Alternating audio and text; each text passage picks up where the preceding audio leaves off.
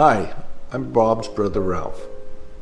The strongest memories I have of Bob have to do with cars, art, and sports. Brothers Bob and Ted were 8 and 9 years older than me, so my first memories of them, they were already teenagers.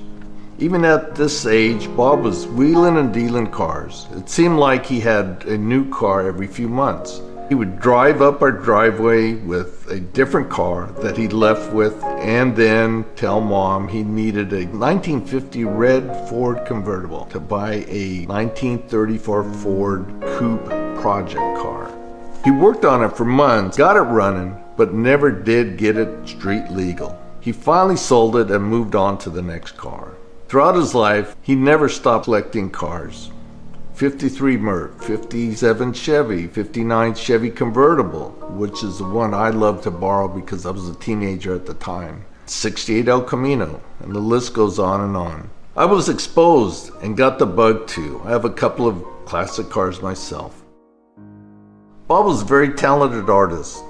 I remember him drawing lifelike pictures of celebrities like Elvis. But the coolest thing I think he did was pinstripe cars. He first started on his own cars, his 53 Merc. Then his friends would come over and he would start painting or striping their cars. Bob was a pretty good athlete too. Bob played baseball, softball on my Uncle Larry's base market team, ran track and field, played football at Fremont. I know he made all league in football. So one of my first goals that I ever set was to accomplish the same goal, to make all league. So when I played football, freshman, sophomore, junior, I got to be on the 30s team at Sunnyvale and worked hard, and I did it. Hi everyone, I'm Gigi, Bob's stepdaughter. I just want to take a few minutes to share a little bit of Dad with you. Starting off on a few highlights of childhood, I remember going in the backyard with him to dig the hole for the swimming pool. Also, the go-kart. He got a go-kart. We were pretty small, but we were learning to drive it. It was quite fun. I also remember him building me a playhouse. I had that thing for years. It was totally awesome. It was a full-size playhouse in the backyard. One of my first driving experiences was with Dad. We were over in Sunnyvale, and he let me drive his blue El Camino from Sunnyvale to San Jose. It was really quite an experience. First time on the freeway. Back when Dad got the white Camaro, we'd take trips to go look at lots out at Comanche and Don Pedro. And driving, I think it was Highway 12, where they have these rolling hills, he would speed up and make the car get a little airborne, so you'd lift out of your seat and get butterflies in your stomach, and he'd crack up laughing. He thought it was hilarious. That was really fun too. Family holidays. There's a few Christmases that really stand out with Dad. Like the one year that he brought remote control SUV vehicles. He got 2 of them. And the guys were having a wrestling match with these things crawling all over each other in the living room. Or the Christmas that he showed up with all the gifts that he'd purchased in the shopping bags they came in. He said Santa ran out of wrapping paper. We teased him about it for years. One Christmas when I was working at Macy's, I got Dad a Polo gift set. It came with 2 beer mugs. He liked the beer mugs more than the cologne and wanted more of them. So I went all over the place trying to get him a full set. He wound up with enough Polo to wear every day for like 3 years. But he got his set of mugs. When Dad got the boat, we started having annual summer camping trips. He loved pulling the guys around on the tube and trying to get them airborne and throw them out of it. He had a blast. One summer, he got on a root beer kick, and it had to be Meadow Gold vanilla ice cream. And we were staying in Soda Bay, Clear Lake. We had to drive all the way to Lower Lake to get this vanilla ice cream so we could have root beer floats. We did it several times that whole week. One of the summer vacations, he had gotten a video recorder. It was the VHS ones, you know, the great big things. And he spent a lot of time videotaping our trip. The only problem was he'd forget to shut the camera off when he was carrying it. So later when we got back home and viewed the video, we had, throughout the whole thing, a lot of shots of the ground. We teased him and called it Dad walking the dog. Speaking of video, VHS stuff, when they came out with video players, Dad got into buying Disney movies. He loved animation. He liked to draw a lot. I have quite a few cards and little things that he drew things and wrote funny stuff on.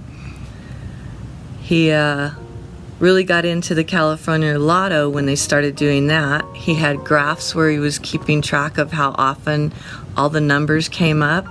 He was determined to win that thing. Too bad he never did. Would have been great. Dad didn't care for George Clooney. I could never get him to watch Ocean 11 with me. He didn't like him for some reason. Never would say why, he just didn't like him. He always called me Meatball, too. I couldn't figure that one out. But that was my nickname, Meatball. Dad, I love you, and I will always have you in my heart.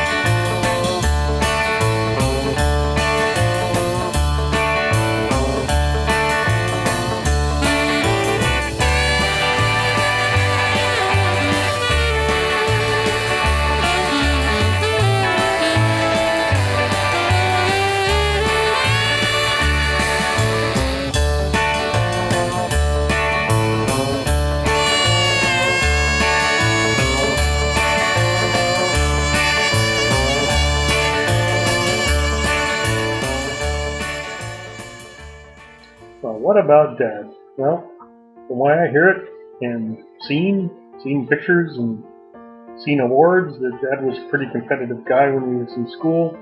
Him and Ted were both competitive guys, and I guess that competition got pretty serious at times as they used to beat the crap out of each other for fun. Of course, I don't think my grandmother thought that was too much fun, so that worried her a bit, I'm sure. The other things Dad did was build cars. So Dad had a number of projects through his life, and he had built some kind of hot rod thing with a big Chrysler Hemi in it that he terrorized the neighborhood with. And in later days, he had borrowed Ted's car for some reason and got in a little accident, and Ted probably thought that was to get back at him for something, but I'm sure it wasn't. So Dad's affinity for vehicles continued his whole life, and ended up passing some of that knowledge on to other members of the family, including his granddaughter Shannon, who says that when she used to stay with Dad for visits, that he would coach her up and teach her about carburetors and changing spark plugs and fan belt maintenance and things like that. Things that I know that Shannon has put to good use, unfortunately at times, and saved her from a few mechanical breakdowns. So that's kind of cool. So I think I got the Mesa genes, the Mesa car genes. I personally used to race motorcycles, and I think it's probably the fault of not only my dad, but my grandfather's way. We didn't really have to talk about it much. We were just car guys. Grandpa Louie used to build the models of things. He had models of various cars and whatnot, and then his handicrafts, his little balancing and twirling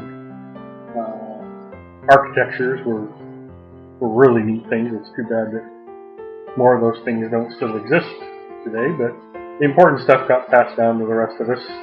Dad had a pretty good sense of humor, kind of a wry sense of humor. So, I think it was probably the last conversation we had was I was feeding him some oranges, and these were Costco oranges, really high quality, great tasting little oranges, and I was feeding those to him one at a time with a fork, and he would take one slice and he'd chew it, and obviously was enjoying it. So I kind of said, "Hey, Dad, aren't those great tasting oranges?" And he said, "Yeah, they taste like oranges." My name is Randy Maury, and I've been a friend of Bob's since grammar school in Sunnyvale. On a warm summer day after picking beans at the Bermuda Ranch, myself, Bob, John Morris, Andy Lozano, and Tom Macias decided to go up to the Stevens Creek Reservoir. We went to the mouth of the creek where it enters the main body of water, and after approximately a half an hour, Bob noticed a fish swimming in a small pool of water. He picked up a sizable log nearby and whacked the fish that now began to thrash wildly, with Bob following suit with the large log. The fish made one last flop and landed on the bank where Bob was grabbing at his now captured quarry. Not having a stringer, Bob stuck the fish in his front pocket, where it stayed for the remainder of our creek visit. I might add, the trout was eaten that night, and I must say it was quite delicious. Repeated trips to the fishing hole did not produce any more fish meals, and Bob's fishing tactics have never been duplicated. Rest in peace, Bob. We'll miss you, guy.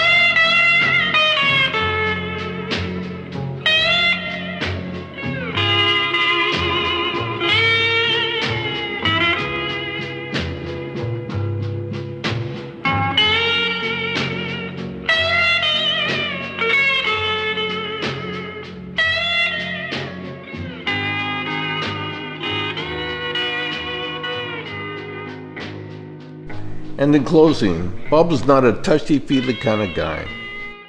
Matter of fact, he came across as a tough guy. But he's there when I needed help. He was always there when I needed him. Although we could disagree at times, Bob always treated me well. Bob was a good brother.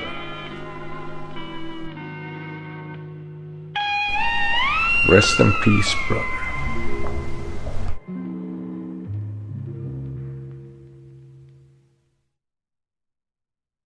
Two of my friends, they collaborated on a lot of